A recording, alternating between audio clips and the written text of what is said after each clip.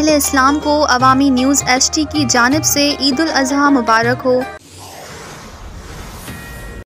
तंगवाणी में अवां खे कंहिं ब्रेक इन ॾींदा हलूं त तंगवाणी में काराण तकरार तां ॾाहणी बिरादरी में झेड़ो 6 ॼणा ज़ख़्मी थी पिया आहिनि। ज़ख़्मियुनि में उस्मान गुलाम हुसैन, तालिब, सज्जाद ॾाहणी ऐं ॿिया शामिल आहिनि, जंहिंखे अस्पताल मुंतक़िल कयो वियो आहे।